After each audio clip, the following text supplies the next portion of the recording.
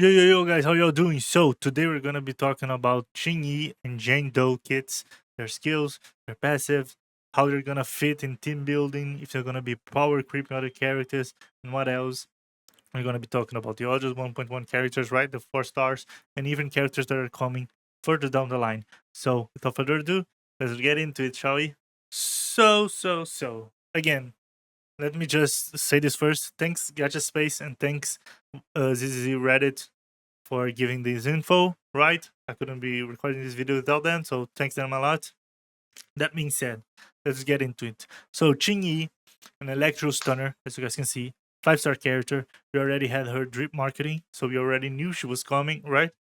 So, pretty interesting character. She has a mechanic that allows us to mash our attack button and really keep mashing. So she will keep on attacking. It's pretty interesting, to be honest. And whenever we stop doing that mash, she's going to do a bigger attack to finish off her combo sequence, right? So pretty interesting character. I think she's gonna be better than Koleda and a little bit worse than Likaon. Maybe I'm wrong. We'll have to check her in action, right? We're gonna have to lab her in game. That being said, I love the fact that she has a mash focused kit, right? The fact that you after the 2 attacks on her third attack, you can keep mashing, so she will keep on attacking. Kind of like what people do with Billy as well, right? You don't have to mash on Billy, but you have to mash on her. So that will be pretty interesting. I think most people will like that. It's kind of sad that she's a 5-star Electro Stunner, and we don't have Electro DPS good enough to match her with, because the only one I have is Anton, and Anton, just like Corin, aren't as good as DPS characters as most of other characters, because they have to stay still to cast their attacks, right? Their attacks are like a continuing attack. So Anton, for example, has to keep their position to holding the drill, and Corin has to hold her position to keep using the fucking pizza slicer. So that's kind of complicated, but still, if you like Electro, if you like her design, if you like the concept of that element, I think she's a great character to pull and hold on to it. Because eventually, eventually we're gonna have a good Electro character. Maybe I don't know. Maybe they change Miyabi to Electro. Who knows? So I think she will be a great addition to the team, especially because in ZZZ we need 2 characters. So having her as your second team stunner is for sure gonna be great. Because in my opinion, she will be better than Koleda out of the gates. Just probably won't be better than Likaon, but again, that can change whenever we're able to play with her. Not only that, she also has kind of like her mechanics is just an accumulation energy. So you keep attacking on her, and you accumulate a certain bar. Whenever that bar is 75% full or more, you'll be able to cast your charge attack. The normal charge attack is just that big hit that she does in the story. But if you have that energy charge again over 75%, you do like a five attack combo and then do a big hit. What will be the optimal rotation for her? It's quite simple actually. You just do the 2 attacks. Whenever you reach the third attack, which is the mash section, you keep mashing until you build not only that energy bar, but also her passive, which is the most you attack an enemy, the more days will generate on your future attacks, right? So you have a basically an increasing days curve with her. So you just keep on that mash until you have enough energy to cast your whole charge attack. Within that, you also have gained enough stacks to increase and maximize the days amount of damage you can do. So while on it, whenever you reach that cap, you just do the charge attack. That will do the biggest bump of days ever. Like it's a huge days build up, and that's why I think she's gonna be better than Koleda and a little bit worse than Likaon, because I think she's gonna need a little bit more time in field than Likaon, and she will be a little bit more vulnerable than Likaon, because Likaon is really mobile and he has a lot of invulnerability frames. But still, I do think she's gonna be a useful character, and she is for sure worth being at least on your second team, right? As your new stunner instead of Koleda. Unless you already have Koleda, then I guess you can just skip her if you want to, right? So now we're gonna talk about Jane Doe, right? Jane Doe, in my opinion, is going to be the second, if not the best, anomaly character in the game. I still don't know. Still have to figure again. I have to lab her to try her out in game to see if she's gonna be better than Grace, which will for sure be better than Piper. Why? Because she's already fighting for Piper's spot as an physical anomaly character, and we all know it's simple math. She's a 5 star. She's a limited banner, so she will be better than Piper. It is quite simple. But let's get into her kit. So basically, on her kit, she has the ability. First of all, for the casual players, she's gonna be great. Why? Because she has cleaves, so her attacks do a horizontal area of damage. That is great to get rid of those shitty mobs, to accelerate your farming, to speed through those mobs on, for example, Hollow Zero and all that stuff. So not only that, her damage scales off of anomaly, so she's gonna be great to build up. You just forget crit, you just forget building elemental damage, just go full in anomaly to truly do that huge assault proc in the end of her chain, right? So why is she good for casuals? Because she has 3 dodges. Yes, 3 dodges already. So Ellen has the advantage of running, right, and deflecting bullets, which is already a super casual friendly character. And now Jane Doe, she will have 3 dodges. So if you thought 2 dodges weren't enough for you, now you have 3. And I'm sure with 3 dodges, bro, if you aren't able to dodge an attack, having 3 chances to do it, I'm sorry, you just won't cut it for the game. And the game still has a pretty forgiving window of dodge, so I'm sure 3 dodges will be more than enough for everyone, right? So that's already to show that she's going to be a high mobility character. If you guys watched her scenes on the game, you guys also know that she's a high mobility character, right? Whenever you saw her attacking, she has like the a little knife, right? And she's kind of a rat, to be honest. So it makes sense that she's an agile character. So her mechanics. She has like a focus stage as well, kind of like Yi. I think it's gonna be called Frenzy State. And she gains that energy basically by doing damage, dodging, and parrying. The usual, right? So you just play with her, and eventually you're gonna hit that cap of energy. So whenever she enters that state, she gains even more anomaly scaling, which is great because again, in my opinion, you're gonna build her solely on trying to proc assault, not trying to do normal damage, not trying to do elemental damage, not trying to do crit. In my opinion, just build her to maximize your proc on assault even further, or maybe even disorder, right? Because if you do an assault with disorder, that shit's gonna hurt a lot, a lot, a lot. So she's gonna go crazy being used as an off element character, in my opinion. Because to be honest, I think disorder builds are kind of being slapped on. I think anomaly characters are being slapped on. Most people are focusing on elemental build because we just have a lot of fire characters and a lot of ice characters. So everyone's doing Nekomata, full physical, Ellen, full ice, Soldier 11, full fire. But I'm telling you guys, disorder and anomaly characters are broken, and eventually everyone is going to find that out. So I've already even seen on YouTube people starting to understand that. And if you guys seen on my channel, I've talked even pre-launch that Grace was going to be the brokest character in the game. Uh, that was before knowing that Piper is going to be released and some other stuff that they changed the game. But again, I think Anomaly will be the best class in the game and will be so free-to-play friendly because of the disorder aspect, so you can build on off elemental teams, and that's going to help free-to-play players a lot.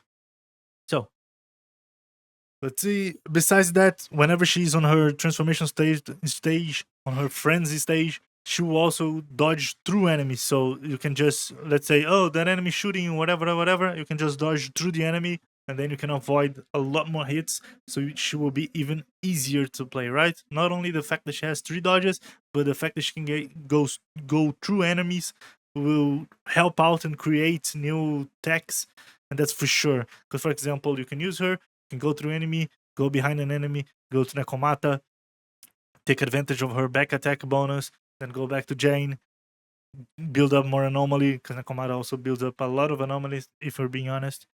So for sure, they will do great work together as well. If you want to do a non-elemental team, but I think she would shine brighter on an off-elemental team, to be honest.